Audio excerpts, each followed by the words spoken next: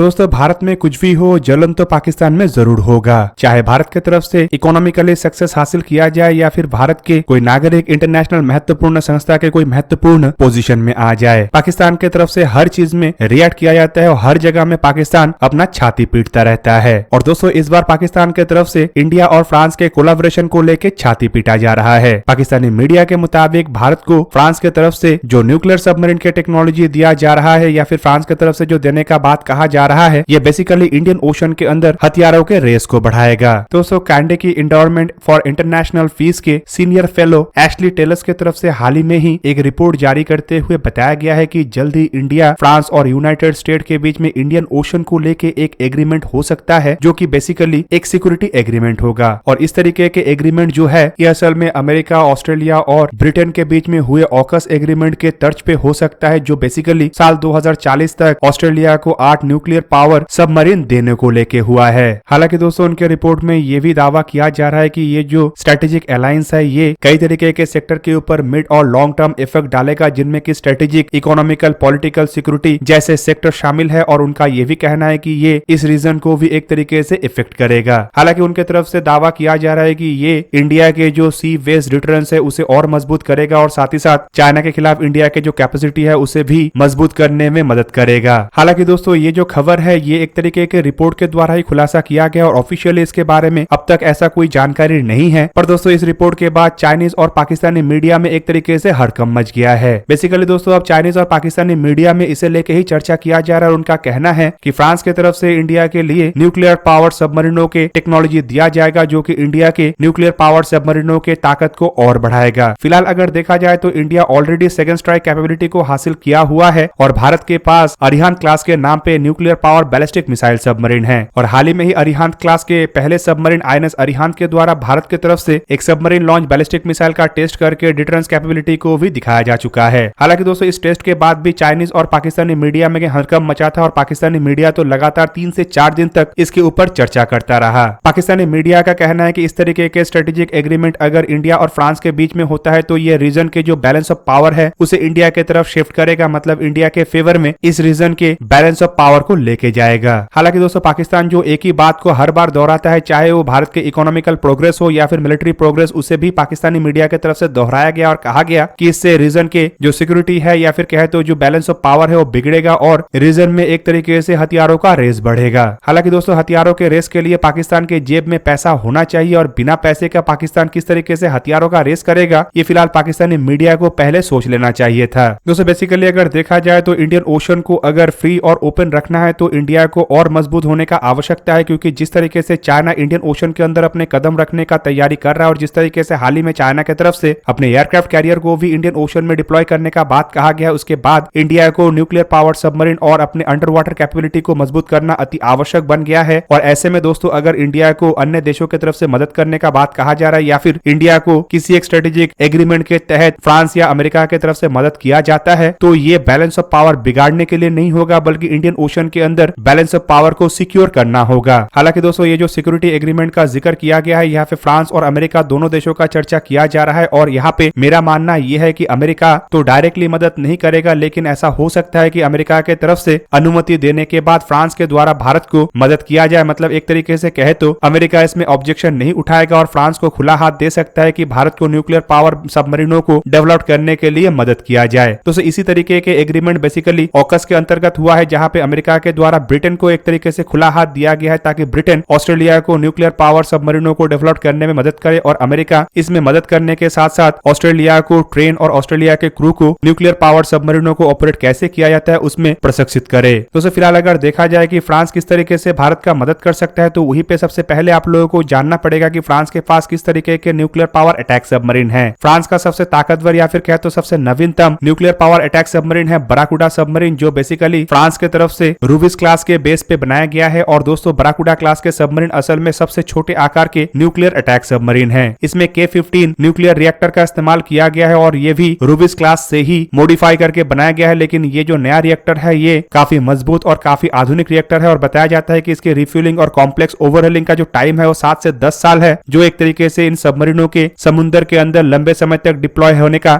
Guarantee भी देता है। मतलब इस तरीके के टेक्नोलॉजी से लैस अगर सबमरीन भारत बना सकेगा तो ये सबमरीन अधिक समय तक पानी में डिप्लॉय रह सकेगा। अब दोस्तों यहाँ पे भारत को न्यूक्लियर पावर अटैक सबमरीनों का आवश्यकता इसलिए भी है क्योंकि समुद्र के नीचे से अगर भारत अपने पकड़ को मजबूत बना सकेगा तो समुद्र के ऊपर चाइना अपने मंसूबे को पक्का नहीं कर सकेगा। बेसिकली चाइना का जो मंसूबा है वो है अपने एनर्जी रिक्वायरमेंट को सिक्योर करना। चाइना मिडिल ईस्ट से मतलब गल्फ के देशों से काफी अधिक मात्रा में एनर्जी को हासिल करता है, मतलब ऑयल और गैस को हासिल करता है और इसके ही सहारे चाइना की इंडस्ट्री और इकोनॉमी आगे बढ़ रहा है। चाइना अपने ऑयल फ्लो को बरकरार रखने के लिए इंडियन ओशन के जो ट्रेड रूट है उसके ऊपर एक तरीके से अपना कब्जा चाहता है ताकि यहाँ पे अपने मनमानी के बावजूद और इंटरनेशनल लॉ को वायलेट करने के बावजूद चाइना के ये ट्रेड बाधित ना हो और चाइना के तरफ जहाँ पे ऑयल के फ्लो बरकरार रहे तो वहीं पे चाइना के द्वारा जो सामानों को अन्य देशों को भेजा जा रहा है वो भी बिना बाधा के आगे बढ़े। इसके लिए चाइना के द्वारा बहुत बड़े नेवल फ्लीट को जहाँ पे निर्माण किया जा रहा है तो वहीं पे चाइना इस नेवल फ्लीट के एक हिस्से को इंडियन ओशन के अंदर भी भेजना चाहता है ताकि यहाँ पे ट्रेड रूट के ऊपर अपना दबदबे को मजबूत कर सके। चाइना इंडियन ओशन के अंदर बेसेस भी बना रहा है, जबकि दूसरी तरफ खबर ये भी है कि चाइना पाकिस्तान जैसे देशों को भी सबमरीन देके मजबूत कर रहा है ताकि इंडियन ओशन के अंदर इंडिया को दोनों तरफ से घेरा जा सके। ऐसे में दोस्तों अगर इंडिया अपने किसी एक साथी देश से ताकतवर तरीन सबमरीन के टेक्नोलॉजी को हासिल करता है या फिर किसी एक साथी देश के मदद लेके सबमरीनों का निर्माण करता है तो ये कोई ऐसा बात नहीं है जिसे लेके चाइनीज मीडिया या पाकिस्तानी मीडिया को हलचल मचाना चाहिए, क्योंकि गंद मचाना पहले उनके तरफ से शुरू किया गया और भारत की तरफ से केवल मात्र इंडियन ओशन को सिक्योर या ओपन रखने को लेके अपना काम किया जा रहा है। दोस्तों यहाँ पे अगर चाइना के पास इंडियन ओशन के अंदर अपने जहाजों को डिप्लॉय करने का हक है और पाकिस्तान के पास चाइना को इंडियन ओशन के अंदर भारत को घेरने के लिए बेच देने का हक है, तो यहाँ पे मेरा मानना यह भी है कि भारत के पास भी न्यूक्लियर पावर सबमरीनों को हासिल करके अपने सिक्योरिटी को मजबूत करने का हक है। जबकि दोस्तों दूसरी तरफ अगर देखा जाए तो इंडिया का खुद का भी न्यूक्लियर पावर अटैक सबमरीन बनाने का एक प्रोग्राम है जिसे प्रोजेक्ट 75 अल्फा नाम दिया गया है और इस प्रोजेक्ट के अंतर्गत भारत 6 इंडिजीनियसली डिजाइन और डेवलप किया हुआ न्यूक्लियर पावर अटैक सबमरीनों का निर्माण कर रहा है और रिपोर्ट के मुताबिक करीबन $15 बिलियन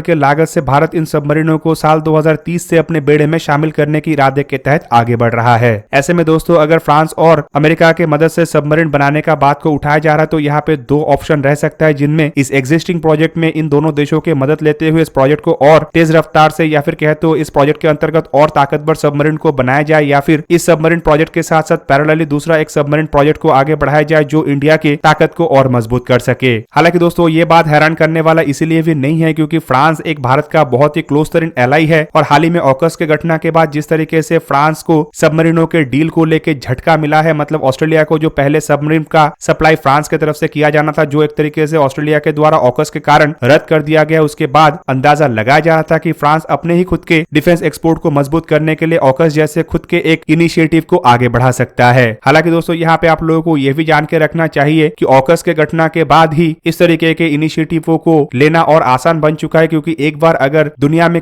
कोई एक एग्जाम्पल सेट हो जाता है तो उसके बाद उसे दोहराते हुए अन्य देशों को भी आगे बढ़ने का मौका मिलता है। हालांकि ऑकस के घटना के बाद चाइना की तरफ से भी एक तरीके से थ्रेट देते हुए बताया गया था कि चाइना भी न्यूक्लियर पावर सबमरीनों के टेक्नोलॉजी पाकिस्तान के साथ शेयर करेगा या फिर कहे तो पाकिस्तान के लिए चाइना न्यूक्लियर पावर सबमरीन बना के देगा। पर यहाँ पे चाइना के लिए मुश्किल का बात यह है कि पाकिस्तान के रूप में चाइना जिस देश को अपना साथी बनाया है वो असल में एक कंगला देश है, मतलब पूरा का पूरा दिवालिया होने के तरफ आगे बढ़ने वाला देश है जिसका खुद का गुजारा नहीं चल रहा है। वहीं पे अगर चाइना पाकिस्तान को सबमरीन देने को लेके डिसीजन लेता भी है तो शायद पाकिस्तान सबमरीनों को हासिल करने का क्षमता नहीं रखता है। इवन अगर दोस्तों फ्री पॉकेट में भी चाइना दे देता है तब भी ऐसे सबमरीनों को ऑपरेट करने का फिलहाल पैसा पाकिस्तान के जेब में नहीं है। फ्लड में ऑलरेडी पाकिस्तान बर्बाद हो चुका है, जबकि उससे पहले ही पाकिस्तान का इकोनॉमी का हालत बद से बदतर हो गया था और फ्लड से पहले ही पाकिस्तान $1 बिलियन के लिए इंटरनेशनल एजेंसीज के सामने और कई सारे देशों के सामने अपना कटोरा लेके जा चुका है। अब दोस्तों अब समझ सकते होंगे कि फ्रांस और भारत के रिश्ते को लेके पाकिस्तानी मीडिया के अंदर इतना अधिक चिढ़ क्यों है, क्योंकि ऑलरेडी फ्रांस की तरफ से भारत को दुनिया में सबसे हाईटेक कहे जाने वाले फाइटर एयरक्राफ्ट राफेल जैसे एयरक्राफ्ट जहां पे दिया गया है तो वहीं पे फ्रांस भारत के साथ और भी कई तरीके के डिफेंस प्रोजेक्टों में काम कर रहा है। इवन अब अगर न्यूक्लियर पावर सबमरीनों को लेकर चर्चा हो रहा है तो ये भी फ्रांस और भारत के मजबूत तरीन रिश्ते का एक एग्जाम्पल है और इन्हीं कारणों की वजह से चाइनीज मीडिया और पाकिस्तानी मीडिया इतना अधिक तिलमिलाया हुआ है और इतना अधिक इस मुद्दे को लेकर चर्चा भी कर रहा है। तो दोस्तों ये था आज का वीडियो। अगर आपको वीडियो अच्छा लगा तो लाइक कीजिए और मेरे चैनल को सब्सक्राइब कीजिए और साथ में बना हुआ बेल आइकन को भी प्रेस कर दीजिए ताकि आप मेरा वीडियो देख पाए सबसे पहले। जय हिंद।